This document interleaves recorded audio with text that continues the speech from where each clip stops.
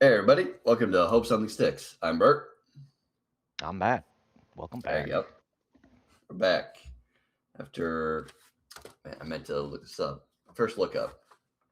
When was the 3 last years. time we I'm posted? It's been years. gonna go 3 years. Well, let's see. Da-da-da-da-da. What everyone was dying to know.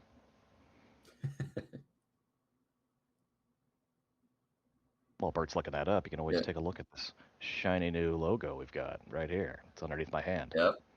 The Hope Something Sticks flag. Got a lot of mileage out of that logo over the years. Outstanding. It's amazing what you can So do with. Didn't you make that in what was it, Halo or something? no, so I originally made the uh, the idea behind that logo was first created in Call of Duty Black Ops, the first one, where you could create Back when like you could, any kind of logo you want.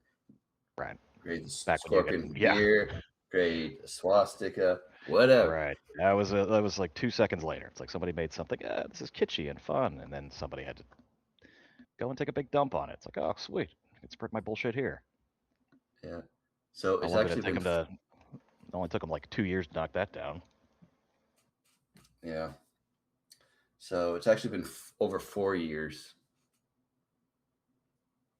The Wow, last podcast was January 2nd, 2022. time flies. Mhm. January 22nd. Has anything happened since then? No, see, that's why we stopped making podcasts because there's really nothing interesting left to talk about. We talked about everything. We did like 40 some odd episodes, and that was it. We talked about everything. Yeah. I don't know what everyone else is doing here on the internet. Just keep making videos. But Well, we decided to come back because of this one game, Dispatch. It's great. that was it. Um, That's what got the band back together. mhm. I really enjoy But it. Thanks, Aaron Paul, and others, Jeffrey others. Wright. Yeah. I don't So think I can name anybody else off the top of my head. Jacksepticeye. It's an Irish YouTuber. Use the uh, uh, the voice actor I for assume. Punch Up. Yeah, I assume he's Anyway, Punch Up. Yeah.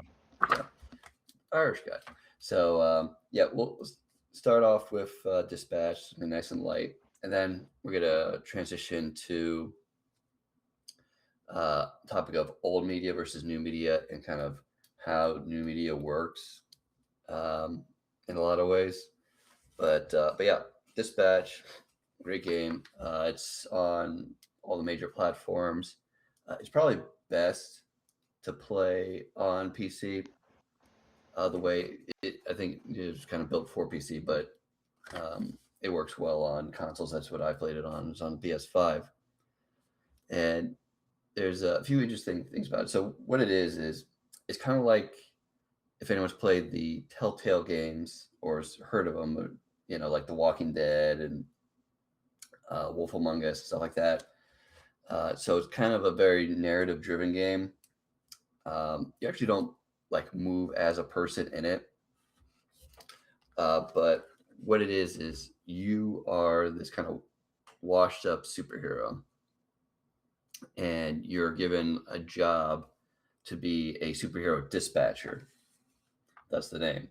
So the majority of like the actual game is you have a team of superheroes who suck, especially in the beginning of the game, and you're kind of tasked with dispatching them to different situations, and it's like this whole company. So it's a very kind of white collar job kind of thing plus superheroes, which is kind of an interesting story to tell.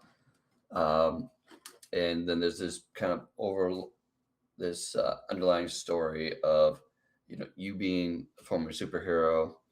It comes from a long line of superheroes, and you have your own bad guy that you kind of are fighting at the end. You and the team of superheroes that you have, and then there's romance and whatnot. So that's kind of like the gist of the game. And there are, there's a few cool things about it. The main character is Aaron Paul, as Matt mentioned, who gives a really good performance.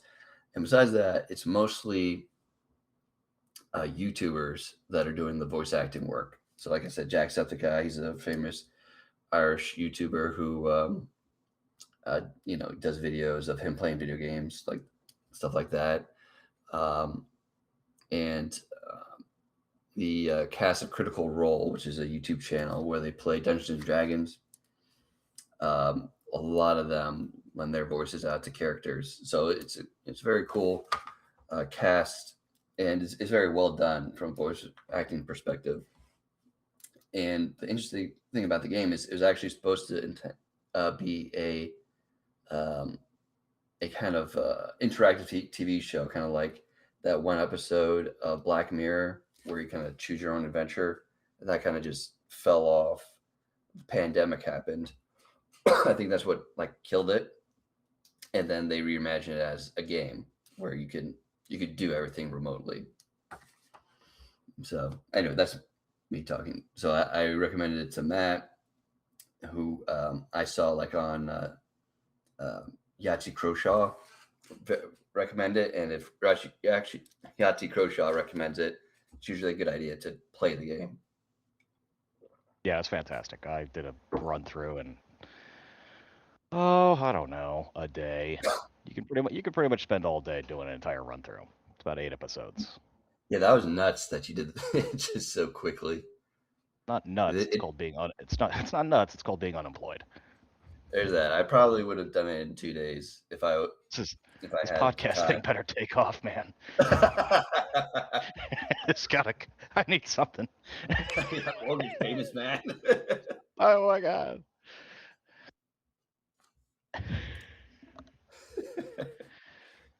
My friend Kurt would absolutely love to be a. He wants to be on the podcast, but he doesn't want to be on the podcast. So if you see You're me gonna have him on cackling, as I guess. because I can hear him through my headphones. Ugh, poor podcast discipline. I'll tell you that right now. We've been invaded. That only took. How far did we get? 10 minutes. I knew it was gonna happen too. I'm at his fucking place. Oh, you're at. Yeah, this ain't my room. My room's not this big. What are you crazy? Well, I was wondering about that. It's like This room is cavernous. the flag that you have. It's supposed to cover a light like this glare Right, when we're doing right, the right. test run. Yeah, we are not supposed to see my full face. We are off the rails already. Episode 1. Okay, we'll figure it out. It always takes like 10 episodes to get it right. Let me get back into it. But Absolutely. But yeah, it's 8 episodes. It's great. It's a great game. I like it. How much do yeah, you want to like give away? How many spoilers do you want to give away? I don't want to give away too many spoilers, which makes Like this the whole difficult. point, you spend like Yeah, 8 hours running through this damn game. It's like, oh geez, thanks for giving away the ending, asshole. the ending's good, and it's also kind of dependent on your choices, It's 100% what the dependent on ending your is. Like choices. we had different endings, um, but yeah, kind of again, the game is this kind of you're dispatching heroes, which is interesting game mechanic. And another interesting thing, there's this one song in particular, which I thought was cool. There's a scene, not giving too much away, where there's kind of a housewarming party, kind of like a very like team building bonding party, and there's this song playing throughout it. Um, and I don't know why I can't think of the song right now. We can get Kurt to be the research guy. He'd love that. You'd Yeah, the actually like big the music. podcast. You You'd have to actually research. the music in this game is actually up Kurt's alley, which is specifically he wrote a PhD on post punk music from 1980 to 1984. So okay, all right, now he put his finger up to dispute what I just said. Oh my god, shut it, just shut up. It's called Dispatch. Look it up. We're trying to find a song, a specific song. Look up Radio. Dispatch. That was it. Okay, so it's radio. Radio by Bershi. So Look up Radio by Bershi. It's a good song. All the Shara and my music, wife, all the music in the game really ties it together. It's really awesome. it is really good. Uh, my wife really li- specifically likes the song Radio because it starts off with um, how tired the person is. Like you wake up tired, so she really identifies with that song. Um, Which song was it but again? yeah, Radio by Bershi. Um, Well, what it's about like the I lyrics? wake up this morning, I forget exactly, but like I made out of decaf. I'm so exhausted. Oh, Um, and there's a few like good lines in that song. In the song, it's interesting because I looked at an interview with her. And her story is she actually had like given up on making music as her career didn't really take off, and then like this game happened and everyone just started listening to the song, and then she got back into music because of it, which I thought was really cool. And one of the reasons I think that the song itself is cool is so she made it in the style of like 80s pop, but she herself is she says she's an introvert, so it's kind of like an introverted 80s pop song, which is like an 80s pop is very extroverted coded types of songs. So having an introvert do an 80s pop song kind of gives it like a different vibe, which I thought was cool. So yeah, so anyone listening to this, I very much recommend picking up Dispatch. Things like, what was it, like $20, $30? I think it was 40 doll hairs. 40? Okay. It's cheaper than your typical game nowadays. It's just like 60, $70. I like. It's really awesome to have something that you can consume in a day if you just go for it because Yeah, it's it's much awesome. shorter than a typical game. Yeah, how many? It's 8 hours of entertainment for $40. That's how you should look at it, and it's different every time. Yeah. Looks like they have four save spots on the game, so I think that there's probably four unique endings, is my guess. Yeah. And yeah, in each episode kind of typically it's like in different segments, like you have the talkie section where it's kind of like a movie and you decide what Aaron Paul says. Yeah, He don't doesn't run look too anything far like from Aaron Paul. don't run too far away from the controllers on that one. It will sometimes you'll have a decision that just pops up out of nowhere, and it's Yeah, I timed, think so it'll. you got to think on your toes, and it's not obvious where your decision will affect the future. Sometimes it's pretty obvious, but you don't know. Yeah, I'm sure you can find a playthrough where you say nothing. Like if you don't click anything in time, you just say nothing. It's probably lends itself to somewhat Oh boring yeah, watch. But sometimes I'll just pick some. That always kind of makes me feel bad if I pick nothing and then the robot picks it for me, and then it's what I was going to pick anyway. I'm like, what's the point of me even doing this? oh, I thought you. Oh, Every now and again, I would not get to the controller back in so time because I'm that lazy. I can't hold the controller for 15 minutes, or not yeah, even that long. It's probably 5 minutes in between each decision. Sometimes they're right back to back, but yeah, kind of. So the cadence of it is story. Pick what Aaron Paul says, then sit down and do the dispatch, the actual game. Uh, then it goes through a shift back to the talkie next shift, second shift, and then kind of wrap it up with more talkie, and that's your typical episode. and then there's the So gameplay, which is actually dispatching yeah, and former the supervillains turned superheroes. yeah, so yep. So I highly recommend. Yeah, I think probably said enough on that and get into the main topic, which kind of the emergence of new media and kind of how it lives in the world today. So new media, like say, is kind of independent people.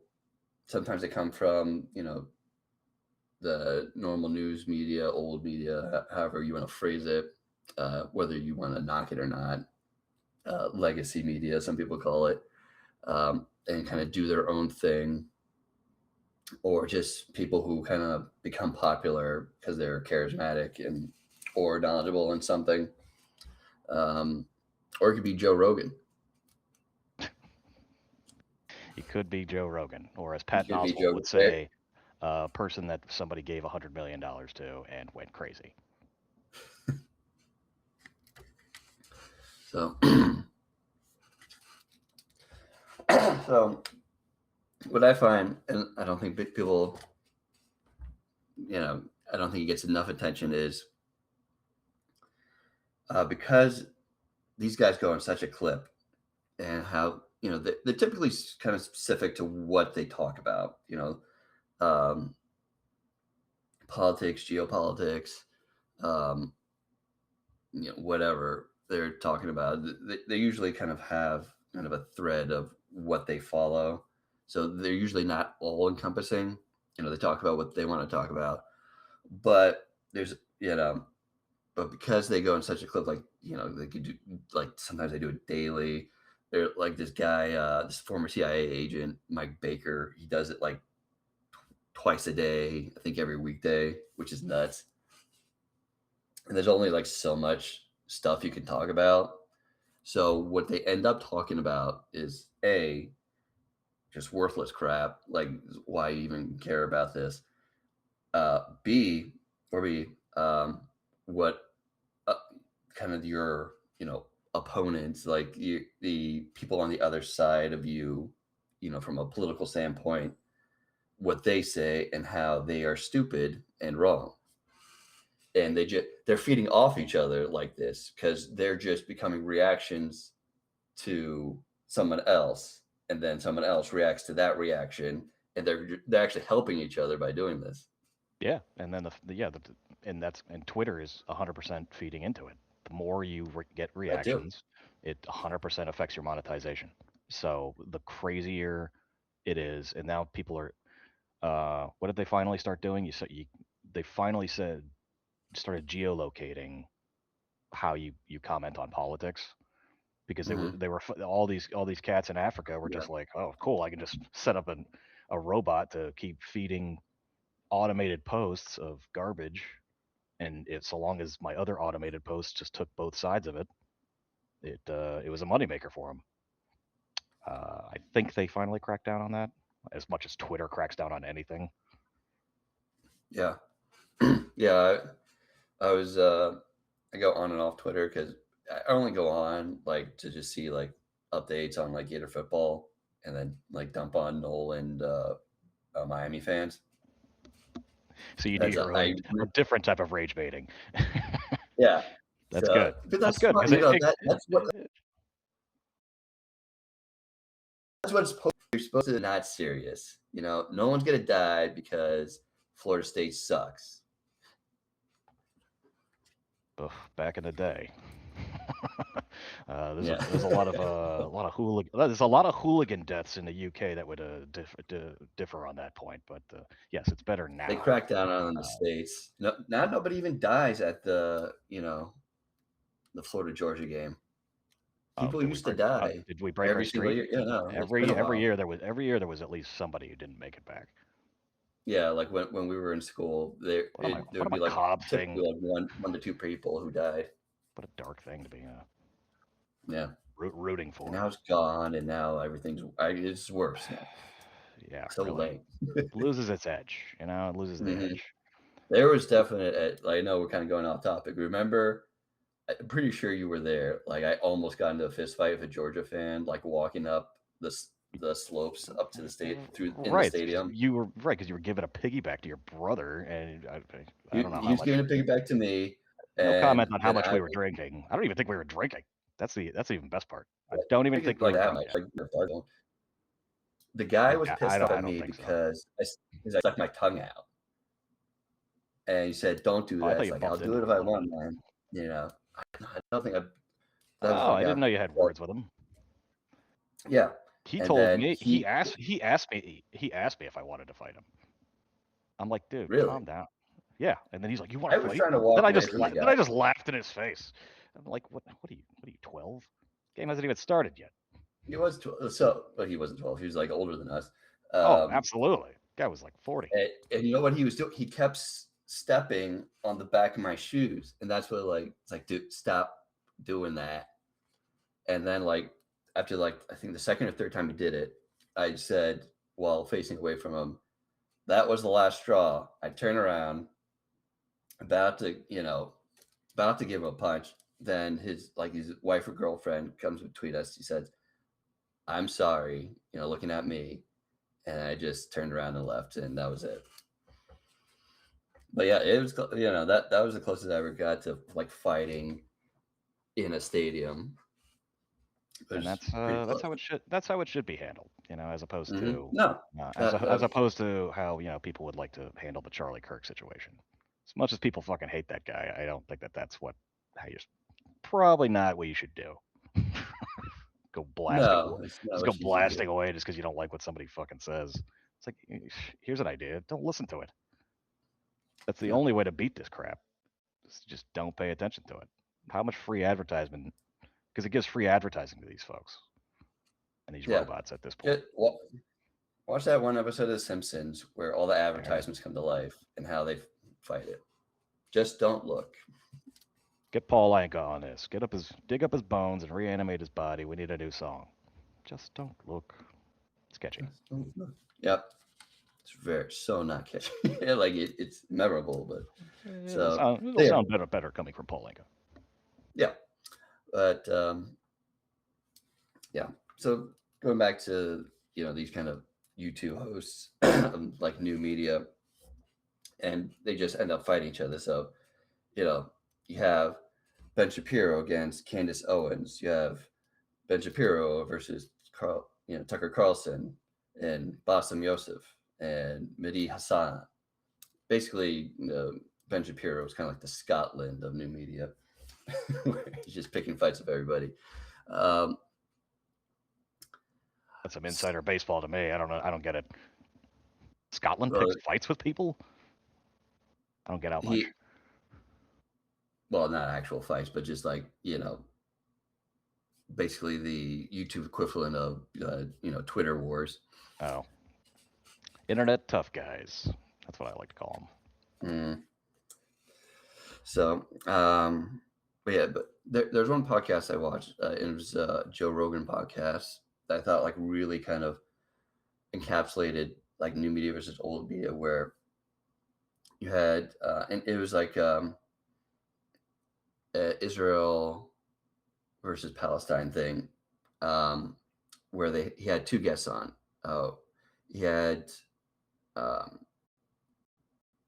Douglas Murray, who is a very pro-Israel uh, journalist. I think he's an independent journalist, but he actually goes to these places. He's done a lot of war corresponding, in other places as well. But he's also very big into YouTube and going to like these whatchamacallit, kind of discussions or debates, live. And then you have Dave Smith, who is a comedian who he's also very, very political.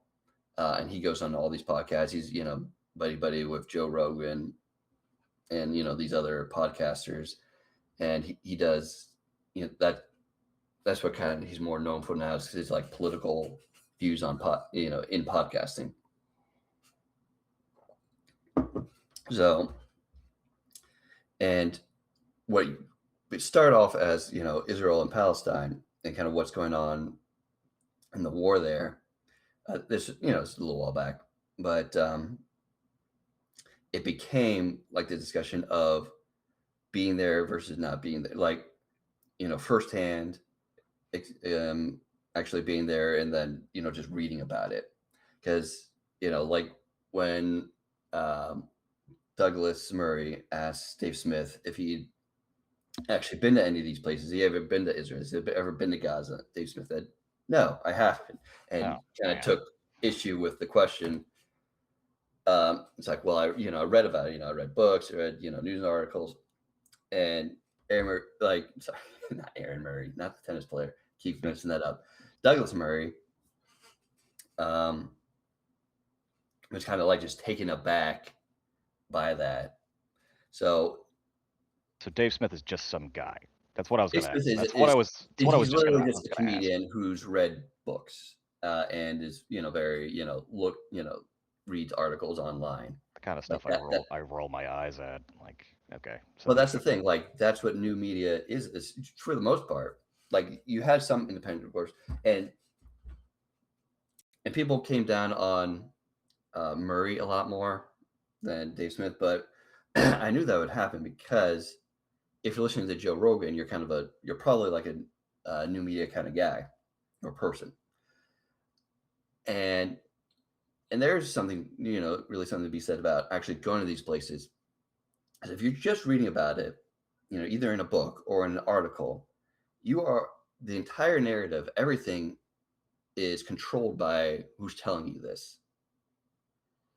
And maybe they're telling the truth, maybe they're not. An entire and even like going like if you stay in the same lane, politically, like when you're reading these articles, like an entire what should I call it, kind of version of events, like how things is painted is going to prevail through it, and you could assume that's how it is, or you can assume that depending on how trusting you are, and that might may or may not be correct. But if you're actually there, who are the person who's telling you the story of what you're going to be writing about, they'll have a certain amount of control over what you're seeing, but not complete control. Like you talk to different parties. Not everyone is lock and step. You can talk to people who are politically opposed to the main person you're talking to, who has a different idea of what things are going on. You can have a better sense of what you. That's why you have correspondence, and that's the thing about new media. Almost none of them have their own correspondence out there. Like they're just depending on people like on Twitter or whatever, like just what they look on the internet, and or they look at what the normal news media is putting out. They're completely dependent on it, and then they just give their own opinion on it, depending on kind of where they lean politically. yeah, it's messed up how it's But, more from a it's new media zone. centralized.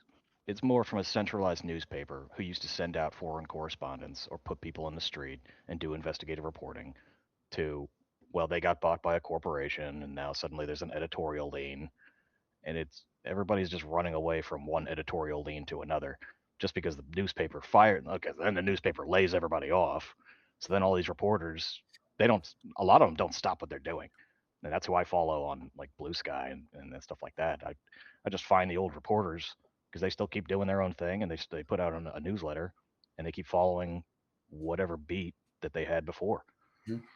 Yeah, and And so yeah. but so I mean, you're saying that they might follow. Do they? I mean, I don't know either of these I people. Do just they follow reporters in the field, or are they just following the everyman in the street, just taking what might be disinformation, what might be fake, what might be robots? It doesn't matter. well, those are two different types of people. What I was talking about is just people who they weren't part of the news media at all until they got into new media, and they don't have sources really.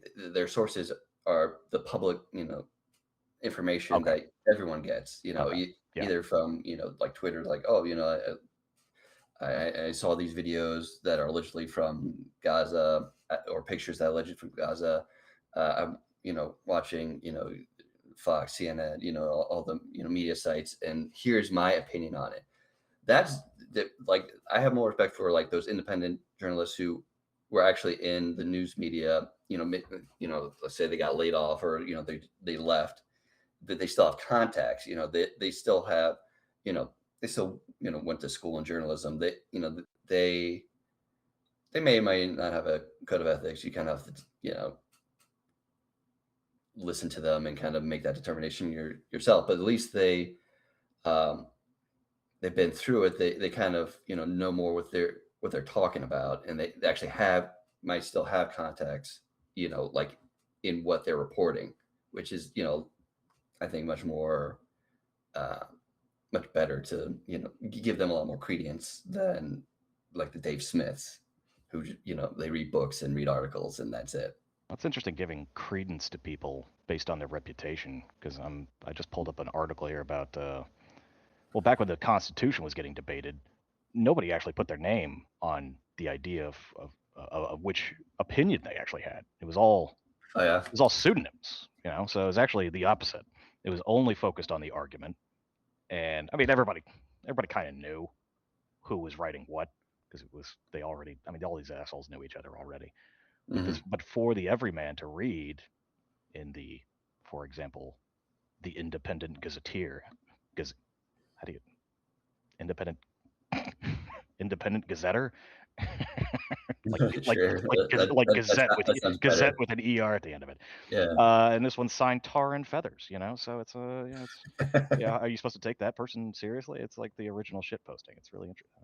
Mm. I didn't know they signed it Tar and Feathers and some other fun stuff, but that's the basis of the Federalist Papers, and there's Supreme Court arguments that go back to the Federalist Papers. So to call it new media is like everybody Well, wants yeah, something. you Everybody have to wants put something new. It has to be new. Oh man, look at yeah. this thing I innovated. Tar and feathers. That's all I got to say to that. He didn't invent shit. So, and and how there's just so many like channels that that you consider like new media, like, and they have like all these kind of different guests on, and a lot of them really don't have that the reputation that they kind of you're assuming that they have because I feel like I have the students, it's like hard to break away from it. It's like it's just associating like YouTube videos from just completely disassociate that with like TV. It's like, oh, if you're on like a major news network, you assume like a guest on has some kind of credentials of why they're talking this way, and now it's not even so much that way because now they bring on uh more and more people from new media into the normal news media to have them in as guests, even though again they don't have a credential, but they're popular. Um,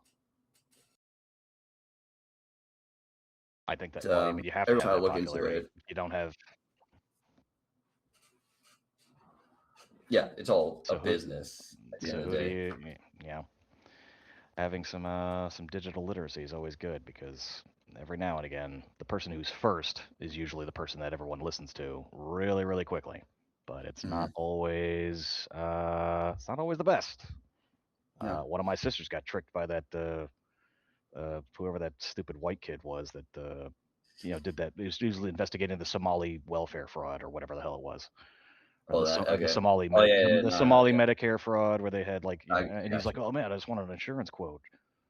And I asked her, I'm like, because she was one of the first ones ever looking at one of those videos, and just eyes glued to her phone. I'm like, okay, what's going on? I'm like, who is that? The guy with the white kid with the microphone. And her response was taxpayer. You sure? That's Do what you I'm. see its tax return? It does. You can't ask. You can't ask. You can't ask, because when just the tone of voice sometimes when somebody gives you that answer, it's like shit. All right, And whatever. stuff like that, like you have to like Doesn't matter what side of that you're on. If the second you hear that tone of voice, it's already over. There's no convincing that person that, oh, who is this person, or what's their background, or is this even real? well, Of course, it's real. It's coming from them, and it's based on their algorithmic feed, and the digital literacy is that's who defines new media and doesn't like old media. It's almost yeah, it's sometimes it's an age thing, sometimes it ain't. yeah. But that's the thing, like that's a kind of a good example, a little bit of a side, but that whole story and how the fraud case in Minnesota. Now that there was fraud, for sure, and they but like depending on which side of this particular thing you're on, like the more conservative media said, it was the Somali immigrants did it, but the way you phrase that makes it seem like all Somali immigrants are a part of it. Right. It's like, okay, they're probably all Somalis, but how many Somalis are we talking about? If it's five after, out of the tens of thousands of Somalis that are in Minnesota, like, why does that matter? Like, okay, they just all have, like, they're probably all buddies, and, they're Somali immigrants, they're buddies together, they go to the whatever, they hang out, and okay, they're all Somalis. But again, if it's such an infinitesimally small fraction of the population, Right. shouldn't just blame Somalis for it. Like, okay, what about most Somalis? No, they just do their own fucking thing, like everybody does. If that's the case, which I'm fairly sure it is, why are you phrasing it that way? You're phrasing it that way because your audience is anti-immigrant, and by justifying their fears, that, oh, see what the Somalis, all of them, the plural Somalis, everyone, they're doing. That was actually just a few. I don't know how many Somalis there. It was probably like probably less than 50, again, out of tens of thousands of people. Like, okay, Yeah, it's pretty ridiculous. Well, we're running up on time. Do you want to like give people some hope for the future? Is that how you? I don't there's know no hope. Sorry, you're gonna have to blurt that. Me laughing horrendously into the microphone. I'll keep that. Oh man, But just audio spike. there one other thing I just kind of wanted to mention, I have written down here.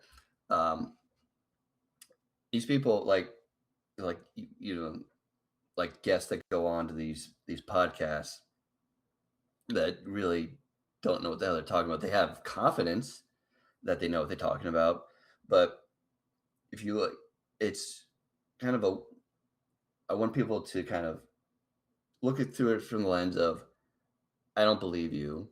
Let me think about that for 5 minutes. And if there's nothing wrong with what you said, then maybe I'll start believing you. There's this one podcast I saw, and this was Chris Williamson. So he's a podcaster, and he has very kind of specific things that he talks about. So he's a guy from, I think he lives in the States now, but he's from the UK. And he's like, the UK sucks, especially now. Just like between, I guess it's kind of like how the government is running things. Like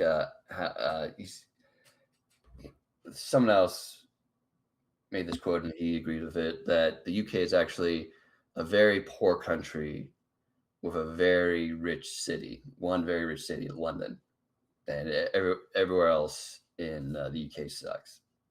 Or maybe he says specific to England, but probably I think the UK.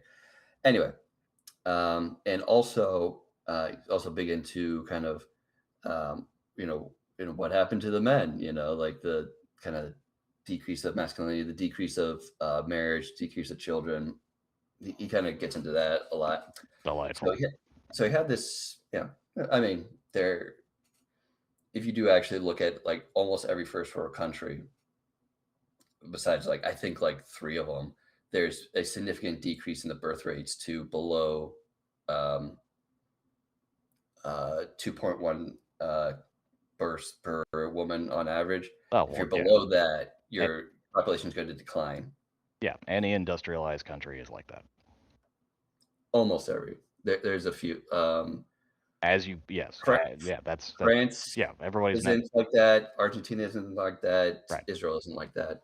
But those are like the huge outliers. Pretty much every other major industrialized country is like. We can have a whole podcast about that. But anyway, so he had this woman on, and the topic was prostitution and how she was kind of like, oh, how the UK government is kind of broadly, pro prostitution, like, like sex work is work Right. kind of thing.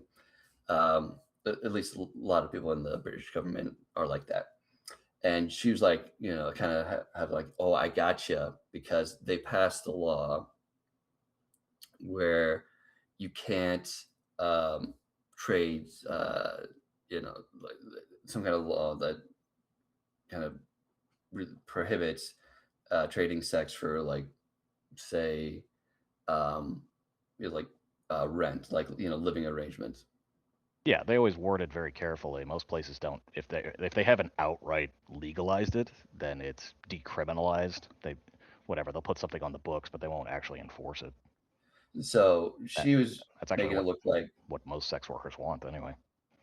so she was making it out that the government's actually, like, they say one thing or are doing another thing. And it's like, okay, but you think about that for like 5 seconds. Like, it's not that the government, like, that's some kind of proof that, they're like anti-sex work. It's because you can't tax 15% of a blowjob. That, Am I supposed so to chime like, in there? what? Am I supposed to chime in there? If you wanted to. Yeah, you can. You can tax Go whatever the hell ahead. you can tax. You can You're the tax. landlord. Can you You can, tax? you I can can put that tax. on your tax You return. can tax whatever the hell you want. Yeah. No, but you can't tax the act. You can't tax the service. Like, you can't give the government 15% of a blowjob, If you right? could give 15% of a dollar amount, Yeah, but that's the thing. That's what the government is clamping down on, is like, that's for like any service. Like, there's no barter. They're anti-barter system, because you can't tax services, they're like to pay for other services. completely lost the thread here. What the hell are you talking about? But I'm talking about it. So this woman framed it as, anti-sex work, this law, Okay. but it's just because of whatever filter she's looking through it. Like, she wants it to be about that, but she didn't, like, even consider it's like, okay, like the actual ramifications of, you can perform sex acts to pay for your living arrangements. Because if you do it by that or any other service, then that's not taxable. You can't tax the landlord for the services that he got in payment for allowing someone to stay in one of their properties. Mm. So people, take things in a way that they want it to be taken, to, kind of prove themselves right. But they don't even, like, mention, like, okay, could it be like any other reason, a reason that actually makes sense, maybe. So that particular episode of that podcast uh kind of stuck out to me, how, like, what a stupid point it Yeah. was. Yeah, Deconstructed, deconstructed in 5 seconds.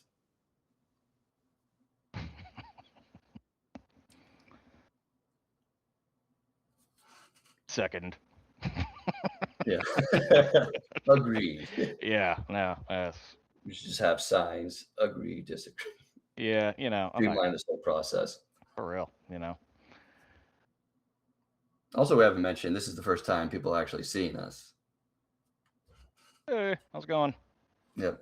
Show us your Now that we're face. kind of wrapping this up, Show us your uh, face at hope something sticks at gmail.com. hit them with the email.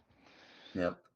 Or you can write in to hope something sticks at gmail.com. You can send us We'll read your whatever. email, answer whatever questions you You can have. send us whatever you want. Now open up the wide umbrella, and we'll narrow that down as needed. Mm-hmm. Hopefully, it's nothing too fucked up. But whatever. We had a it's like I said, wide umbrella first and narrow it down. Didn't we get 1,000 Okay. views? Is that why we ramped it back up again? We have 1,000. Yeah. So Oh no, in you just total, saw we it. had 1,000 views.